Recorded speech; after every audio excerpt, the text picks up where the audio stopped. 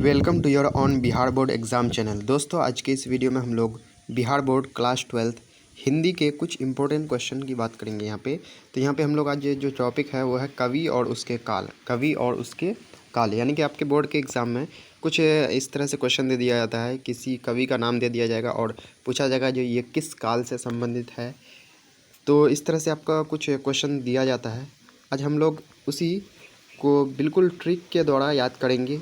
आपको याद रखने में बिल्कुल भी किसी तरह की कोई परेशानी नहीं होगी। तो चलिए दोस्तों शुरू करते हैं। इससे पहले मैंने जो क्लास 12 हिंदी और इंग्लिश है उसके जो राइटर्स का नाम है उसको मैं बता चुका हूँ, चाहे प्रोज सेक्शन का हो या फिर पोएट्री सेक्शन का। हिंदी में बोलें तो अगर गद्य खंड का हो या फिर काव्य खंड का, दोनों का मैं बना चुका हूँ। आप हिंदी और इंग्लिश के प्लेलिस्ट में जा कर के देख सकते हैं, आपको काफ़ी वो हेल्पफुल आपके लिए होगा। चलिए शुरू करते हैं।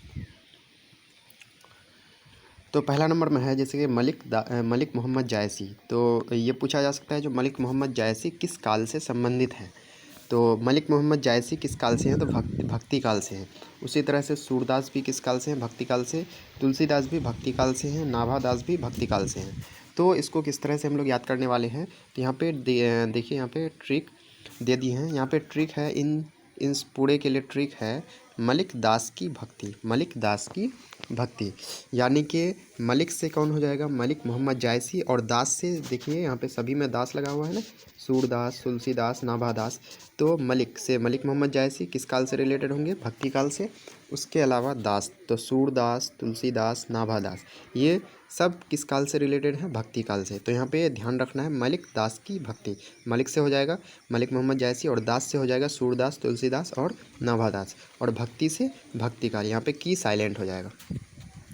तो मलिक दास की भक्ति यानी कि मलिक मोहम्मद जायसी भक्ति काल से रिलेटेड हुए, सूरदास भक्ति काल से रिलेटेड हुए, तुलसीदास भी भक्ति काल से रिलेटेड हुए, और नाभादास भी भक्ति काल से ही रिलेटेड हुए। तो आशा करते हैं आपको ये समझ में आ गया होगा और याद भी हो गया होगा। तो अभी हम लोग टेस्ट लगाएंगे तो पता चल जाएगा जो आपको याद हुआ है या नहीं। चलिए आगे देख लेते हैं। आगे है भूषण। तो भूषण जो कवि हैं ये किस काल से संबंधित हैं, तो इसको कैसे याद रखेंगे, तो भूरी, क्या ध्यान रखना है, भूरी। भू से भूषण और री से हो जाएगा रीतिकाल। भू से भूषण और री से रीतिकाल। भू से भूषण और री से रीतिकाल। तो भूषण किस काल से संबंधित हो गए, रीतिकाल से। तो इस तरह से आपको बिल्कुल भी याद रखने में किसी तरह की कोई परेशानी नहीं होगी। उसके बाद हम लोग देख लेते हैं, बस आपको यहीं तक याद रखना है, उसके अलावा इनको याद नहीं रखना है। इनमें जो है जितने भी बचे हैं अब यहाँ पे जितने भी हैं, जैसे कि जयशंकर प्रसाद हैं, तो जयशंकर प्रसाद किस काल से, आधुनिक काल से। सुभद्रा कुमारी चौहान आधुनिक काल से। शमशेर बहादुर सिंह भी आधुनिक काल से संबंधित हैं। मुक्तिबोध भी आधुनिक काल से हैं। रघुवीर साहब भी आधुनिक काल से हैं। विनोद कुमार शुक्ल भी आधुनिक काल से हैं। उसके अलावा जो अशोक वाजपेयी हैं वो भी आधुनिक काल से हैं, और ज्ञानेंद्र पति भी आधुनिक काल से हैं। तो आपको याद किस तरह से करना है मैं यहाँ पर बता देता हूँ। इसको मैं छोटा कर देता हूँ। तो यहाँ देखिए, आपको बिल्कुल ध्यान रखना है सिर्फ ये 5, आपको जो है ना सिर्फ और सिर्फ ये 5 ही ध्यान रखना है। आपको सिर्फ ये 5 ध्यान रखना है। एक ट्रिक ध्यान रखना, मलिक दास की भक्ति यानी कि मलिक से मलिक मोहम्मद जायसी, और दास से सभी के जो लास्ट में दास है, सूरदास, तुलसीदास, नाभादास, ये सभी भक्ति काल से रिलेटेड हैं। और एक ध्यान रखना भूषण यानी भूरी, भूषण रीतिकाल। भूरी याद रखेंगे यानी भूषण रीतिकाल से। बस 5 याद रखना है। उसके अलावा जो भी 8 बचेगा वो सभी आधुनिक काल से रिलेटेड होंगे। वो सभी किससे संबंधित होंगे, आधुनिक काल से। तो बिल्कुल आपको सिर्फ और सिर्फ 5 ही याद रखना है, बाकी उसको छोड़ देना है। और इस 5 के अलावा जो भी बचेगा वो सभी किससे होंगे, आधुनिक काल से। तो चलिए हम लोग टेस्ट लगा लेते हैं ताकि पता चले जो हम लोग को याद हुआ है नहीं। तो जैसा कि पहला नंबर टेस्ट का क्वेश्चन है, भूषण किस काल के कवि हैं। भूषण किस काल के कवि हैं, तो हम लोग क्या याद रखे थे, भूरी। क्या याद रखे थे, भूरी। तो भू से भूषण, री से रीतिकाल। तो रीतिकाल कितना नंबर ऑप्शन पे है, बी नंबर में है, यानी कि बी नंबर राइट आंसर हो जाएगा। तो आशा करते हैं आपको ये बिल्कुल भी आंसर तक पहुंचने में किसी तरह की कोई परेशानी नहीं हो रही है। चलिए आगे देख लेते हैं। आगे सेकेंड नंबर क्वेश्चन है, मलिक मोहम्मद जायसी। मलिक मोहम्मद जायसी किस काल के कवि हैं। मलिक मोहम्मद जायसी किस काल के कवि हैं। मलिक मोहम्मद जायसी किस काल के कवि हैं। तो मलिक मोहम्मद जायसी जो हो जाएगा, तो अब मलिक हम लोग क्या याद रखे थे ट्रिक में, मलिक दास की भक्ति, यानी कि मलिक मोहम्मद जायसी कौन से काल के हो जाएंगे, भक्ति काल, यानी कि ऑप्शन नंबर सी इसका राइट आंसर हो जाएगा। ऑप्शन नंबर सी इसका राइट आंसर हो जाएगा, यानी कि मलिक मोहम्मद जायसी किस काल के हो जाएंगे? भक्ति काल के। चलिए आगे देख लेते हैं। आगे है तुलसीदास, किस काल के कवि हैं? तो तुलसीदास, हम लोग ट्रिक को बिल्कुल ध्यान में लेके आ जाना है। क्या याद रखे थे? मलिक दास की भक्ति, तो दास आ गया, यानी कि किस काल के होंगे? भक्ति काल के। चलिए आगे देख लेते हैं।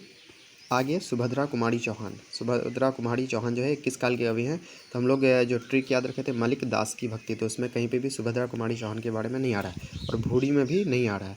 तो कहने का मतलब सुभद्रा कुमारी चौहान नहीं भक्ति काल के होंगे, नहीं रीति काल के होंगे, तो इसमें हो जाएंगे आधुनिक काल के, क्योंकि भक्ति, रीति और आधुनिक काल ही इसमें है। इसमें कोई भी मध्यकाल के बारे में नहीं बताया गया है, तो आधुनिक काल इसका राइट आंसर हो जाएगा। चलिए, इस तरह से भी आपको क्वेश्चन दिया जा सकता है कि निम्न में कौन आधुनिक काल के कवि हैं? तो आधुनिक काल के कवि हैं तो इसको पहचानेंगे कैसे? तो पहले हम लोग छांट लेते हैं जो रीति काल और भक्ति काल के कौन है। तो मलिक दास की भक्ति, यानी कि दास वाला नहीं होगा। उसके बाद भूषण तो भूरी रीति काल के हो गए, ये भी तो नहीं होगा। उसके अलावा जो आधुनिक काल है, यानी कि ये नाभा दास, तो दास ये तो भक्ति काल के हो गए। और ये मलिक मोहम्मद जायसी भी किस काल के होंगे? यानी कि भक्ति काल के। तो यानी कि यहाँ पे आधुनिक काल का कोई भी नहीं दिया हुआ, यानी कि ऑप्शन, यानी कि नन ऑफ द अबव होगा। यानी कहने का मतलब एक भी ऑप्शन यहाँ पे सही नहीं दिया हुआ है। तो यहाँ पे तो आपको वहाँ पे एक ऑप्शन सही दिया जाएगा, यहाँ पे बाय मिस्टेक एक भी ऑप्शन सही नहीं है। तो इस तरह से आप इसको याद रख सकते हैं। आपको बिल्कुल भी याद करने में कोई भी परेशानी नहीं हुई होगी, मैं ऐसा यहाँ उम्मीद करता हूँ। तो चलिए, इसके बाद मैं विधा का भी लेके आऊँगा, जो कौन निबंध है, कौन एकांकी है, कौन सा चैप्टर जो है वो डायरी है, तो इसको भी ट्रिक के द्वारा हम लोग याद रखेंगे। तो आशा करते हैं आपको यह समझ में आ गया होगा। अगर आप उन वीडियोस को देखना चाहते हैं हिंदी या फिर इंग्लिश का, तो उसके हिंदी और इंग्लिश के प्लेलिस्ट में जा कर के देख सकते हैं। उसमें बिल्कुल ट्रिक के द्वारा बिल्कुल आसानी से आपको समझाया गया है। तो चलिए, मिलते हैं नेक्स्ट वीडियो में। जय हिंद, जय भारत।